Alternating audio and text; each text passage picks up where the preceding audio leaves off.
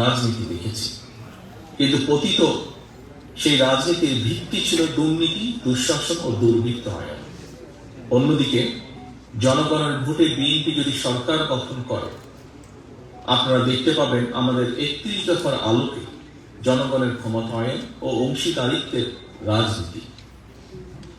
আমাদের রাষ্ট্র পরিচালনা ভিত্তি হবে rule of law, human rights and freedom of expression. আমরা মনে করি একটি দেশে নির্বাচিত সরকারের প্রথম কাজ হচ্ছে রাষ্ট্রকে নিয়মতান্ত্রিক উপায়ে পরিচালনা করা, যেন রুলস বেসড অর্ডার ঠিক থাকে। রাষ্ট্রে যদি রুল অফ ল থাকে, অ্যাকাউন্টেবিলিটি অ্যান্ড গুড গভর্নেন্স থাকে, তাহলে ন্যাচারালি সেখানে সাস্টেনেবল এবং ইনক্লুসিভ ডেভেলপমেন্ট হবে। আওয়ামী লীগের মতন পরিবারতন্ত্র বা অলিগার্কি তৈরি হবে না। ডিভিশন এবং ডিসক্রিমিনেশন থাকবে সমাজের প্রতিটি স্তরে। পলিটিসাইজেশন বা ইনস্টিটিউশন কলাপস ঘটবে না। আমরা যদি একটি রুল বেস রাষ্ট্র কাঠামো নিয়ে আসতে পারি, সারা পৃথিবী থেকে প্রাইভেট ইনভেস্টমেন্ট এবং প্রাইভেট ক্যাপিটাল নিজ গতিতেই বাংলাদেশে আসবে। আমাদের পাবলিক সেক্টরের সাথে কাঁধে কাঁধ মিলিয়ে কাজ করবে, যা দেশের উন্নয়ন ও উৎপাদনে ভূমিকা রাখবে। প্রিয় উপস্থিতিবৃন্দ, আমরা নিশ্চিত করতে চাই, সর্বোচ্চ চেষ্টা থাকবে আমাদের, আগামী বাংলাদেশে আর কোনো ব্যক্তি, এমনকি প্রধানমন্ত্রী স্বৈরাচারী হয়ে ক্ষমতার অপব্যবহার যেন করতে না পারে বা পারবে না। রাষ্ট্রের সর্বোচ্চ পর্যায় থেকে শুরু করে সরকারের প্রতিটি লেভেলে চেষ্টা করা হবে নিশ্চিত করতে কেউ জবাবদিহিতার ঊর্ধ্বে নয়, কেউ আইনের ঊর্ধ্বে নয়। বিএনপি রাষ্ট্র পরিচালনার দায়িত্ব পেলে আমরা দলমত নির্বিশেষে প্রতিটি নাগরিকের মত প্রকাশের স্বাধীনতা নিশ্চিত করতে চাই। ঠিক যেভাবে আজ থেকে 2 দশক আগে বিএনপি সরকারের সময় বাংলাদেশে মিডিয়া নির্ভয় সরকারের সমালোচনা করতে পারত, কার্টুন আঁকতে পারত।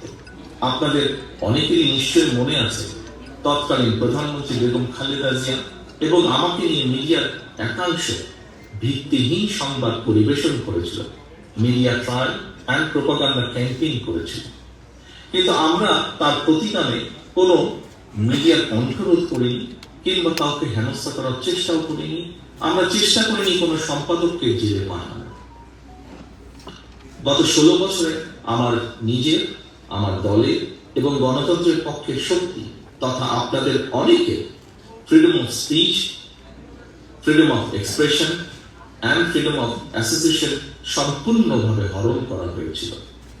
সে উপলব্ধিকে ধারণ করে আমরা all citizens including human rights activist, social influencers and জার্নালিস্টদের মতামত প্রকাশের স্বাধীনতা নিশ্চিত করার সর্বোচ্চ চেষ্টা করবেন ইনশাআল্লাহ। আমাদের লক্ষ্য এমন একটি রাষ্ট্র কাঠামো গড়ে তোলা যেখানে ইউটিউব, ফেসবুক এবং আদার অনলাইন প্ল্যাটফর্মে নিজেদের ভাবনা প্রকাশের কারণে কিংবা প্রধানমন্ত্রী সহ গুরুত্বপূর্ণ ব্যক্তিদের বিষয় মন্তব্যের দায়ে কাউকে যেন হেনস্থা করা না হয়। সত্য গোপন করতে মেইনস্ট্রিম অ্যান্ড সোশ্যাল মিডিয়া যেন বাধ্য না থাকে।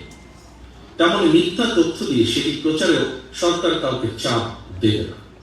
তবে প্রিয় উপস্থিতিবৃন্দ, দেশ গঠনের দায়িত্ব সবার এবং আমরা মিডিয়ার নিউট্রাল এবং অবজেক্টিভ রোল প্রত্যাশা করি।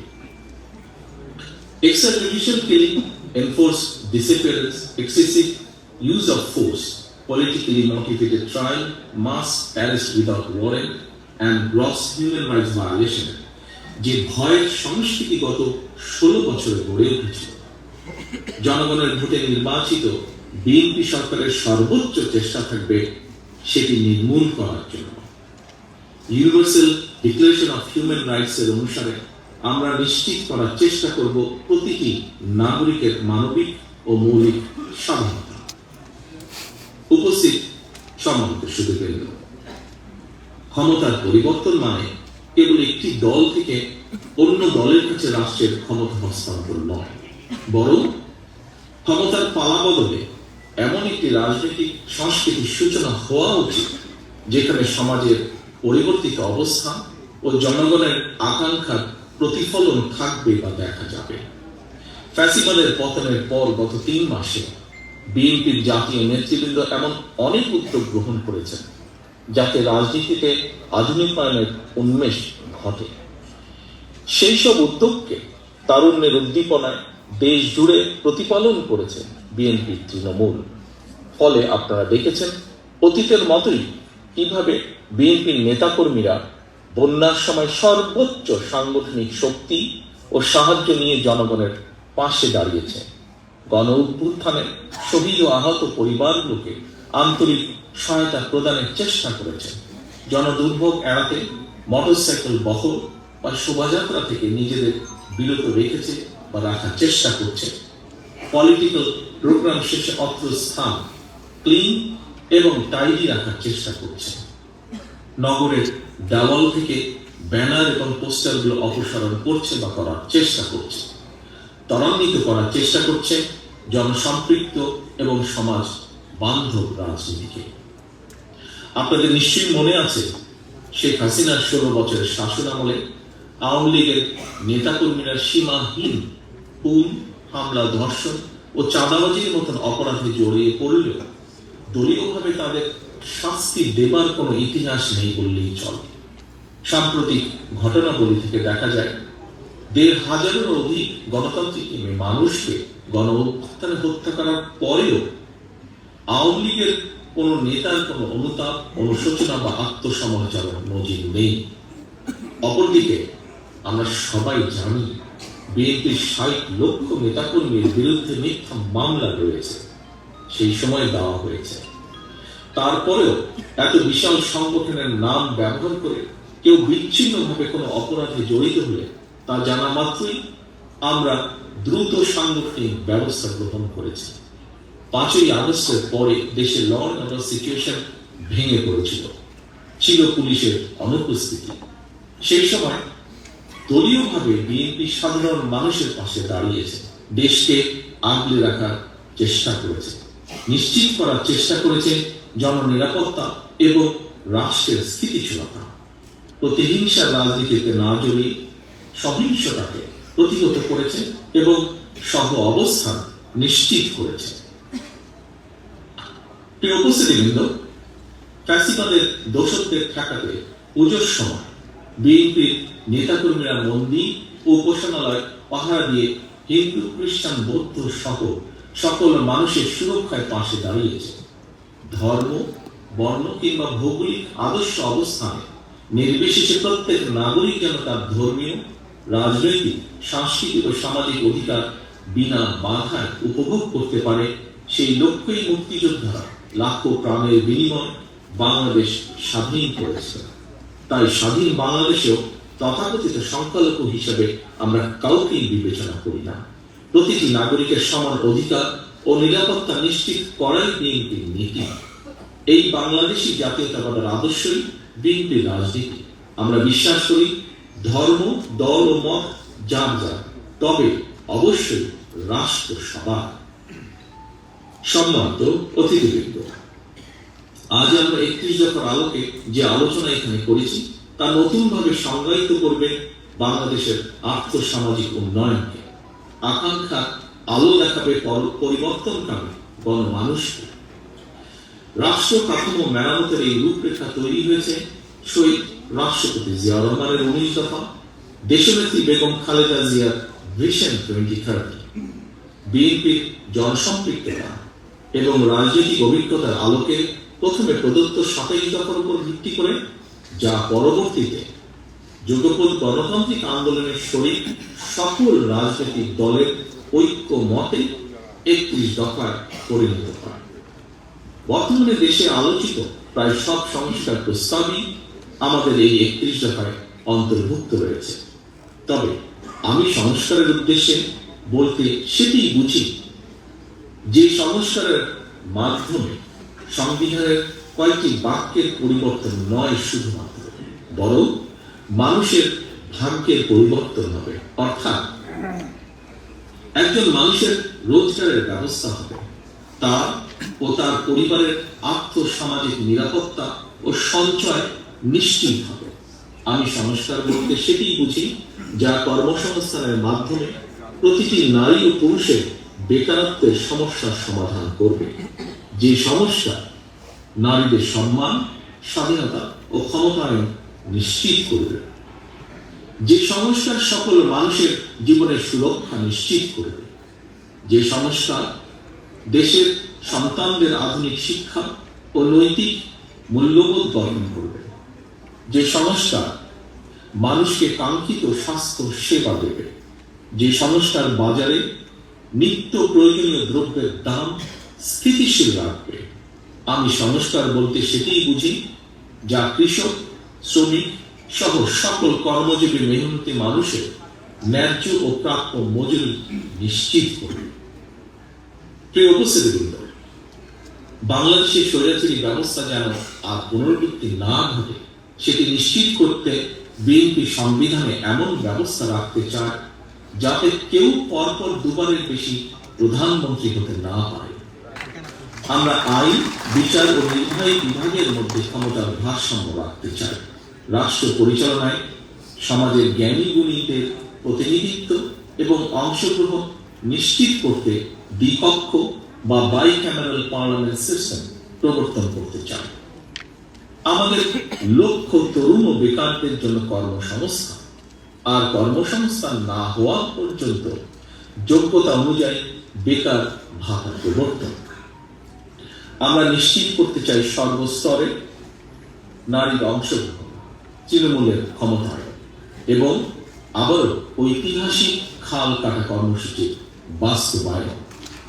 Health care, education, agriculture, energy, climate and economy সব ক্ষেত্রে আমরা আনার চেষ্টা করতে চাই, আনতে চাই যুগোপযোগী আমূল পরিবর্তন, যেন তৈরি হয় স্কিল হিউম্যান রিসোর্স, বৃদ্ধি পায় export oriented industries and national remittance, স্থাপিত হয় মেধাভিত্তিক রাষ্ট্র ব্যবস্থা।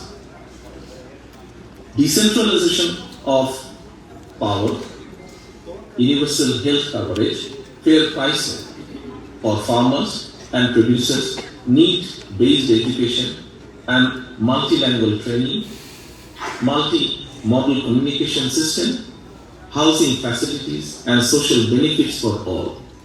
এই পরিবর্তনগুলো ধর্ম, বর্ণ, গোত্র, গোষ্ঠীর সমতল পাহাড়ি নির্বিশেষে সুষম ও সম অধিকারে আধুনিক বাংলাদেশ নির্মাণে একটি ঐক্যমতের ভিশন বলে আমরা মনে করি। পরিবেশ পরিস্থিতি, দেশের প্রয়োজন এবং মানুষের চাহিদার সাথে মানিয়ে নিতে ৩১ দফাকে সংযোজন, বিয়োজন, পুনর্বাসন বা পরিবর্তিত অবশ্যই করা যেতে পারে, তবে তা হবে মাধ্যমে।